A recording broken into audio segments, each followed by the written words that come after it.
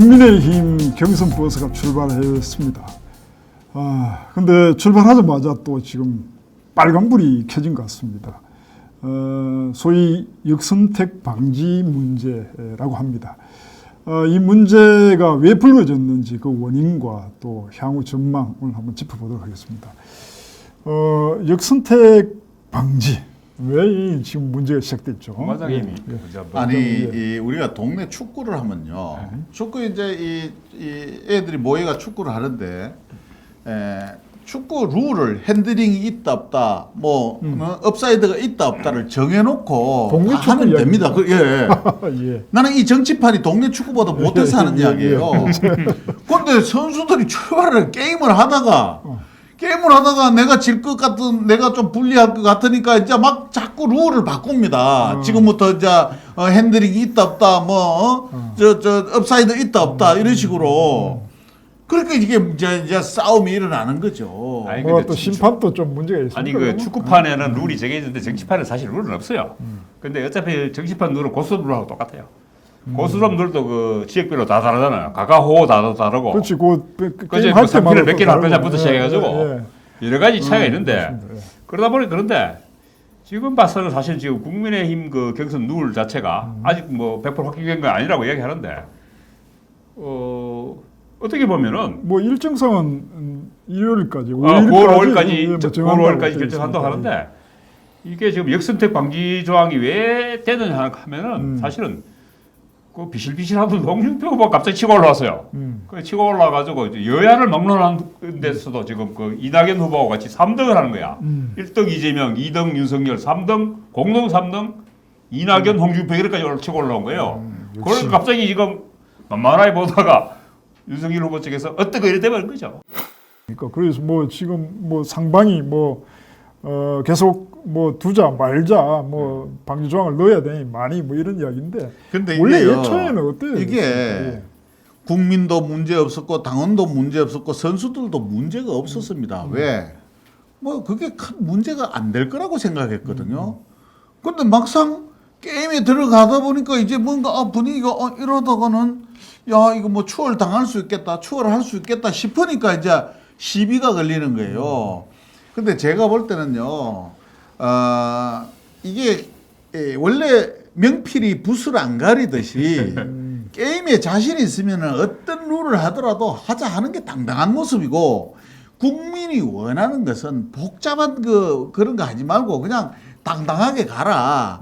그러면은 결과는 국민이 생각하는 대로 결과가 나온다. 근데 우리가 왜 실망을 하게 되느냐면은 짜잔한 거 가지고 이제 싸우고 하는 모습에 국민들은 속이 상하는 거예요. 지금 정권 교체를 바라는 국민이 반이 넘는데 이거는 차라리 상대하고 싸우면은 그 응원이라도 하겠는데 이거는 아군끼리 싸우는 거예요. 다 같이 이게 같이 전후 아닙니까?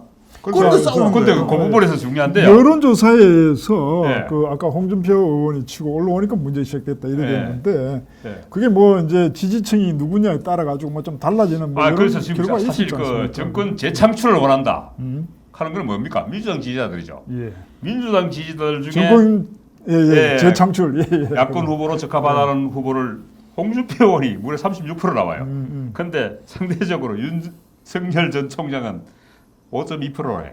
그러니까 7배나 높은 거예요. 그러니까 이거 민주당 지지자층에서 지금 그 홍준표 의원이 압도적으로 지금 한 거죠. 그러니까 지금 국민의힘 경선 룰이 지금 8명 그를 컷오프하는 데는 100% 여론조사 경선이고 지금 다시 4명으로 줄일 때는 10월 달 뭐 70% 30% 해야 되고 11월 마지막에 달? 이제 최종 후보 결정할 때는 여론조사 50% 당원 50% 이렇게 가거든요. 근데 이게 우리 방송에도 좀 제가 하나 오늘도 여론조사 기관의 대표가 그런 말씀을 하셨습니다. 역선택이라는 거는 성립이 안 된다. 왜냐하면은 첫째 역선택이라는 거는 조직적이어야 됩니다. 어떤 집단이 조직적으로 일사불란하게 해야 그게 역선택이지. 아니 전 국민을 대상으로 2,000명의 여론조사인데 그 안에 내가 들어가지를 못하는데 저는 여론조사 전화 한 통도 받아본 적이 없습니다. 지금까지. 그만큼 전화 받기 힘든다는 거예요. 근데 그걸 어떻게 조직적으로 해서 하겠습니까? 그거는 제가 볼 때는 국민의 마음이에요. 마음이. 자, 아까 민주당에서 홍준표를 많이 지지한다고 하는데 그럴 수밖에 없는 게 민주당 쪽에 지지하던 사람들은 윤석열이가 배신자입니다. 원래 자기 편이었다가 상대방으로 갔기 때문에 홍준표는 원래 적군이었으니까 그런 원한이 맺힌 건 없는데 민주당 쪽에서 더불어민주당 쪽에서 봤을 때는 윤석열 씨가 자기 편이었다가 상대방 쪽에 미울 거 아닙니까? 그러니까 안 찍어요. 그런 거로 해서 나타났다고 생각하지. 더불어민주당에서 조직적으로 전화 받으면은 누구 찍으라 해서 찍었다? 저는 그렇게 보지는 않습니다. 그래 뭐 그 이제 네. 여론조사나 조사 대상자를 그 집단으로 하면은 당연히 이제 그 성향이 나타나는 것이고 대선이라는 것도 결국 똑같은 아니, 형태 그런데 아닙니까? 저한테도 사실 지금 그 민주당 쪽에서 그 선거인단을 하라는 그 유알레를 보낸 사람들이 많아요. 근데 제가 한 번도 그 참여 안 했거든요. 왜 그러냐? 내가 우선 민주당 싫어한다. 옛날에는 내가 지지했는데 요즘 싫어한다 그러니까 그래도 역선택이라도 해라. 그러면서 보내왔더라고요. 네. 근데 내가 역선택하기도 귀찮아요. 꼴도 보기 싫은데 뭐 사실 내로남불 때문에 그래서 안 해요.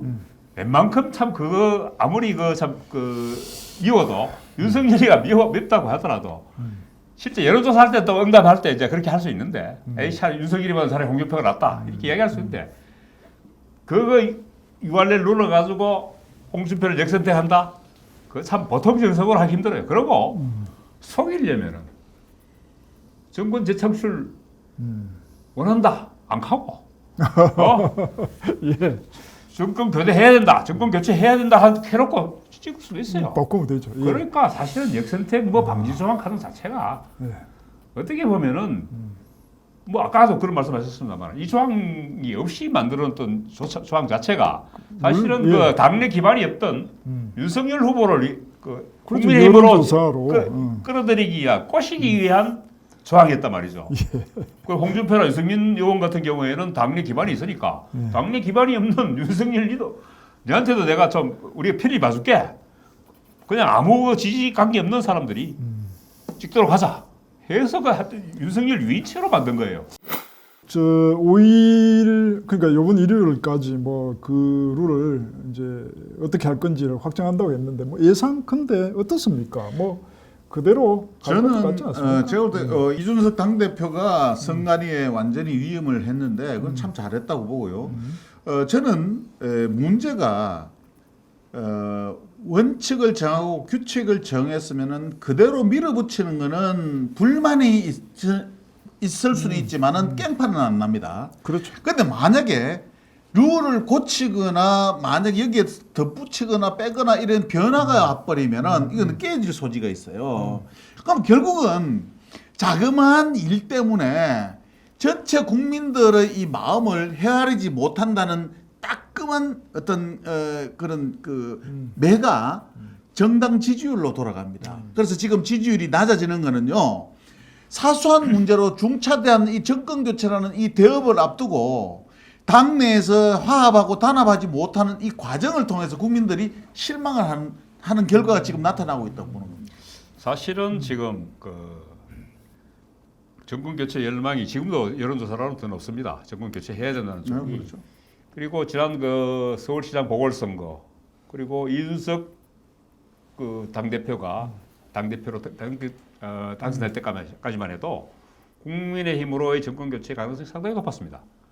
근데 저는 이제 언제부터 이게 이제 지금 떨어졌느냐면은 그 전까지 윤석열 씨가 국민의힘에 입당하기 전까지는 양자 대결에서 이재명이나 이낙연 후보를 이겼다고요. 근데 지금 최근 조사는 계속 지금 엎치락뒤치락 하긴 합니다만은 전반적인 추세가 지금 이낙연하고 붙어도 진다고 지금 나오고 있어요. 참. 그럴 정도로 왜 이렇게 빠졌느냐?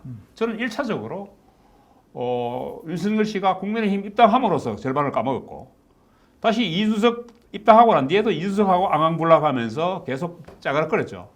그러면서 다시 또 그 당선 가능성이 절반으로 줄었어요. 최근에 지금 다시 경선 룰을 가지고 이렇게 한다는 자체가 이미 그 본인의 약세를 스스로 자임하는 거예요. 홍준표도 못 이겨서 같으면 후보 사퇴해야 되죠. 그만둬야 되지 뭐. 자, 이게 이제 뭐 집안 싸움으로 보이고 또 이게 결국 지지율 하락으로 이어질 거다. 뭐 이런 예상하셨는데, 자, 이 이제 경선 룰을 잘 보듬어서 네.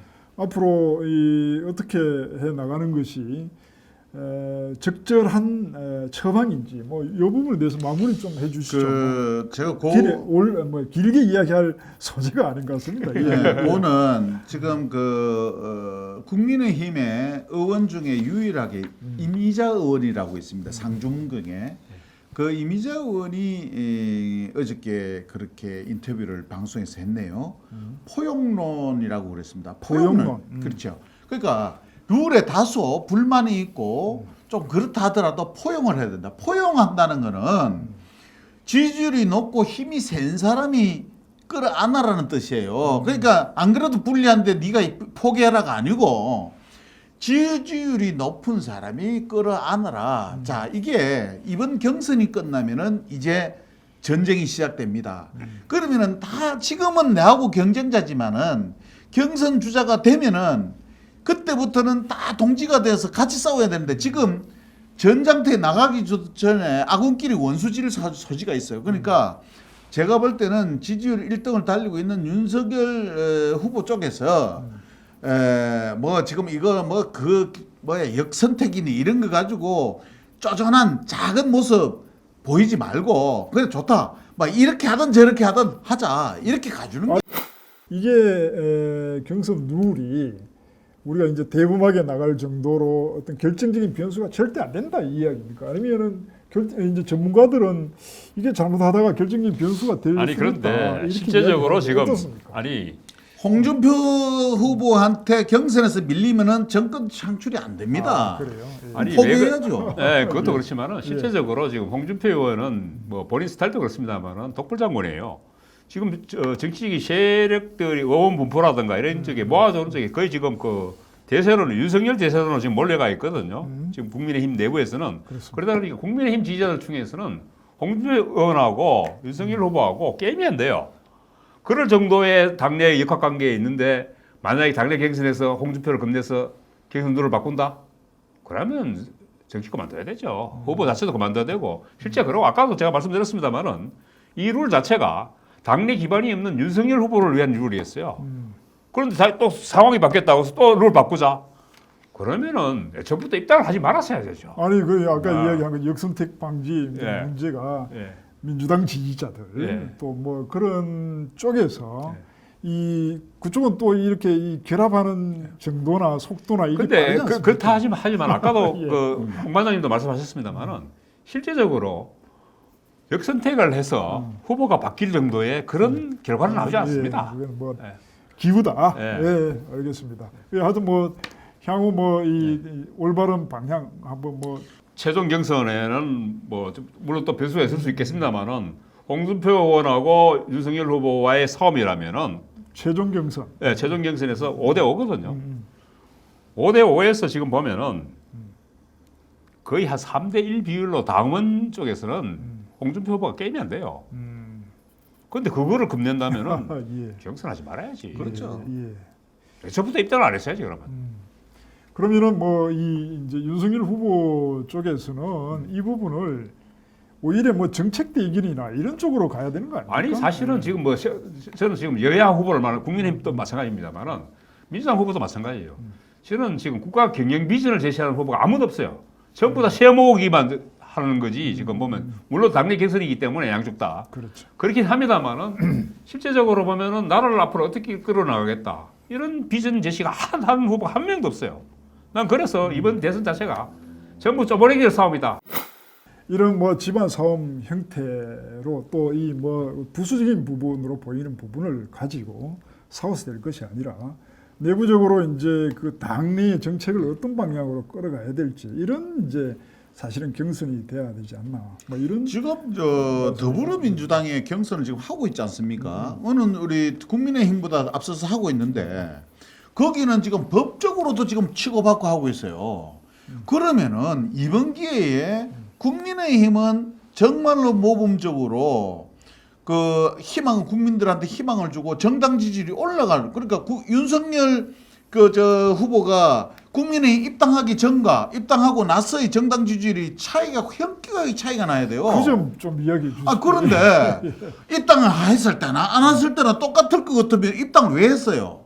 그러니까 이게 누가 보더라도 명실상부하게 윤석열 후보는 최근까지 대권 주자로서 거의 뭐 유력시되는 후보이지 않습니까? 그러면은 지지율이 낮은 그런 분들하고는 뭔가 좀 다른 모습을 보여야지. 그 룰 때문에 이렇게 국민들이 실정하고 다시 한 번 더 정치권의 진절머리를 느끼도록 같이 해서는 안 되죠. 그러니까 저는 윤석열 후보한테 내가 이런 소리 한 적이 없는데 대범하게 통 크게 어떤 룰이든지 가겠다 하고 가세요.